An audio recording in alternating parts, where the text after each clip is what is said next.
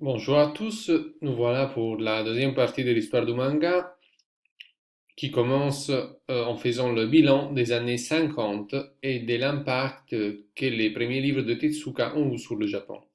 À la fin des années 50, en 59, sortent les deux plus importants revues pour garçons japonais, Shonen Magazine et Weekly Shonen. Ces deux phénomènes éditoriaux très importants, vous voyez bien qu'il y a des sportifs en couverture, un catcheur et un joueur de baseball, et c'est le symptôme d'un intérêt énorme des grandes maisons d'édition pour le phénomène de la lecture pour les garçons et surtout pour le manga. C'est dans ce contexte qui s'imposent les nouveaux auteurs de manga.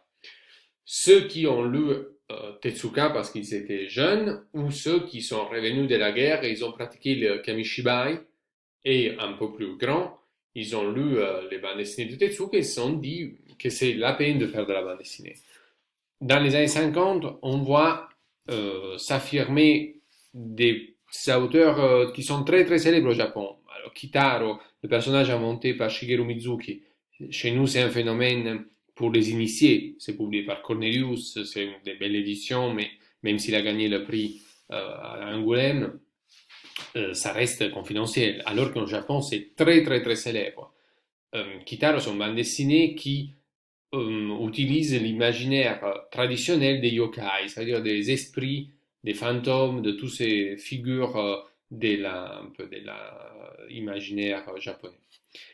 Après, il faut tenir compte du fait que les pressions américaines pour la censure se sont affaiblies. Donc maintenant, à la fin des années 50, devient possible parler de sujets typiquement japonais, comme les samouraïs, les ninjas, l'histoire du pays. Évidemment, le style, ce n'est pas très dramatique au début. Là, par exemple, vous voyez une couverture du duo Fujiki Fujo, ces deux auteurs qui travaillaient en tandem, ils ont travaillé en tandem pour la plupart de leur carrière. Ça, c'est Ninja Hattori, très belle bande dessinée de l'époque. C'est les deux qui ont inventé aussi Doraemon, qui c'est un personnage très très célèbre, même en Europe dans les années 80.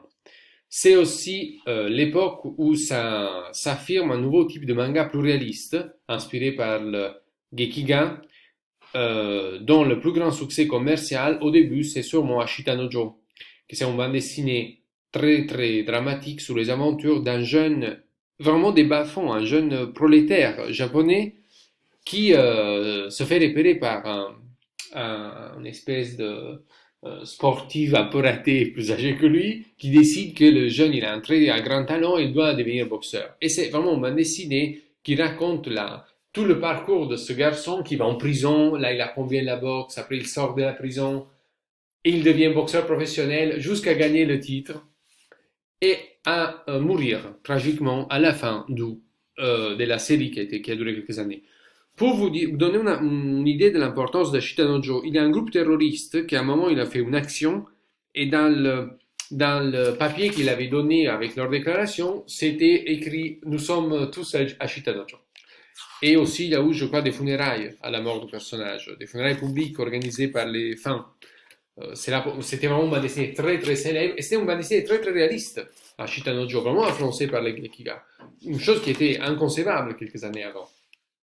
C'est aussi dans les années 60, après ils vont se développer toutes sortes d'auteurs différents. Donc là on passe aux années 60.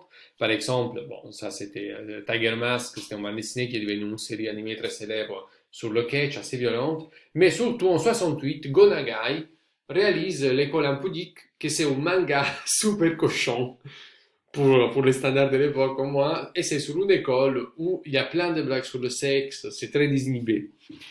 Gonagai va devenir mondialement célèbre 4 ans après, en 1972, avec la réalisation de Devilman 7. Très beau manga, si vous avez l'occasion de le lire, lisez-le, sur un jeune démon, un jeune possédé par un démon mieux, qui se passe dans les années 70 à Tokyo. Là, vous voyez bien, en regardant Gonagai, comme la qualité du dessin au sens technique occidental n'a pas trop d'importance. Gonagai a un dessin très violent, plutôt simple, plein d'erreurs, de distorsions anatomiques, mais ça marche à fond. Quand vous lisez Devilman, c'est une lecture super agréable. À moitié des années 50, il y a deux phénomènes majeurs dans la culture japonaise. La première, c'est la sortie du premier film de Godzilla, Gojira, que ça a été la naissance d'un culte, d'une série, il y a des dizaines de films sur Godzilla. Et en 1954 est aussi mis en commerce la télévision. Évidemment, au début, personne ne peut se l'acheter parce que ça coûte, je crois, 2 ans de salaire moyen pour l'époque. Donc, hors question de se l'acheter, que les familles les plus riches pouvaient l'avoir. Mais dans les années 60, les coûts vont baisser énormément et la télévision va connaître cette diffusion typique des pays de l'après-guerre. Donc, c'est un événement majeur parce que tous les mangaka avaient peur que le manga perd importance, perd de public. Ça ne s'est pas produit, même il y a une explosion encore plus grande du manga.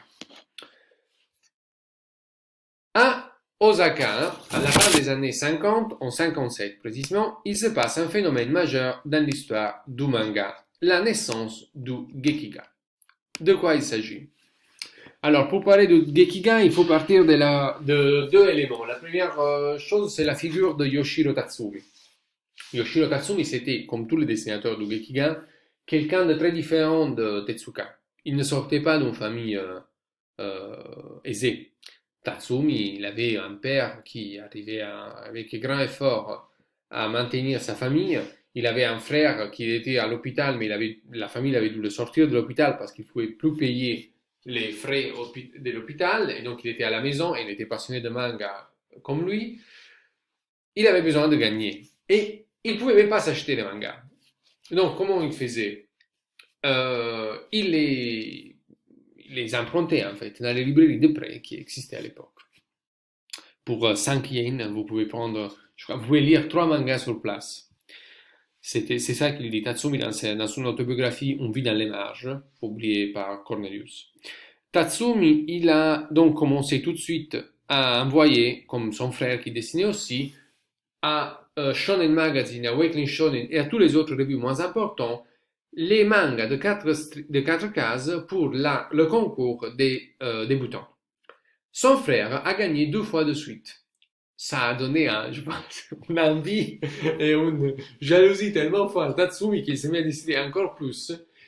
Et il est réussi à se faire publier. Alors Tatsumi, tout de suite, il voulait faire des récits longs, mais c'était absolument impossible de publier ce genre de récits. Donc, il a commencé avec le manga humoristique en 4 cases, et après, peu à peu, il est réussi à publier même sur Manga Shonen, une revue hebdomadaire importante, il arrive à publier son premier manga.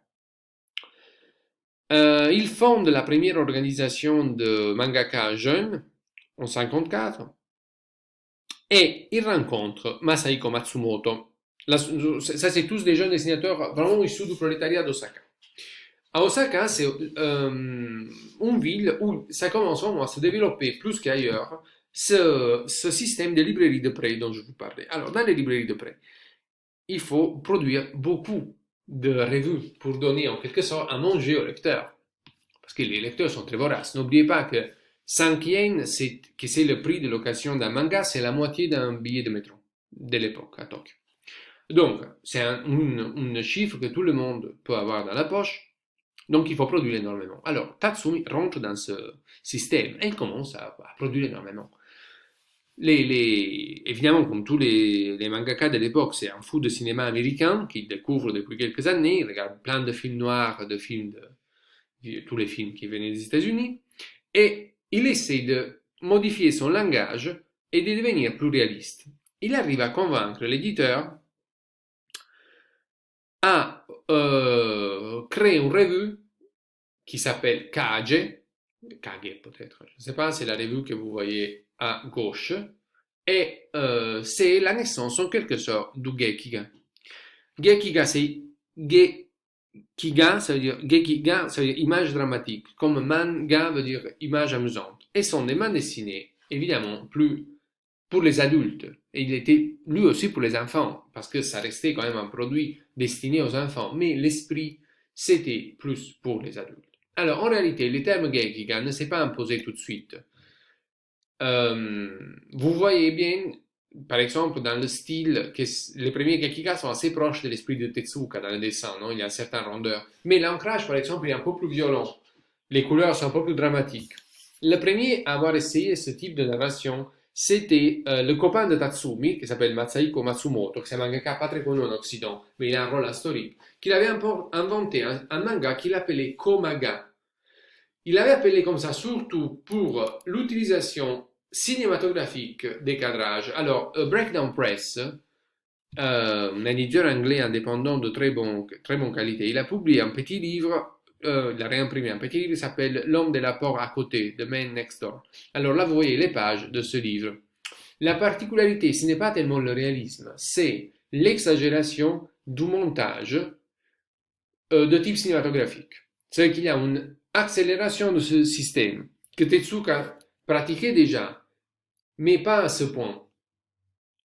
Là, c'est par exemple, à gauche, vous avez, alors les liens entre Matsumoto et Tatsumi, qui étaient vraiment très très copains au début, sont énormes. Alors, à gauche, vous avez Matsumoto, à droite, Tatsumi. Ouais, mais même les thèmes sont les mêmes. Vous pouvez voir la différence de traitement.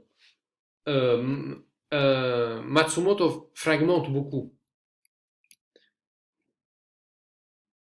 Ça, c'est une page de Matsumoto encore. C'était souvent imprimé avec de l'encre colorée. Probablement était moins cher. Je le déduis du fait que l'encre rouge était le moins cher dans l'après-guerre. Mais vous voyez qu'il y a un grand découpage. C'était des très petits formats, hein. Donc les 4 cases devaient être remplies avec un dessin très simple, avec des géométries très lisibles. Donc, vous voyez, c'est vraiment un effort de s'éloigner du point de départ, que c'est le style Tezuka, le système Tezuka, pour aller vers autre chose. Mais ça va prendre des années.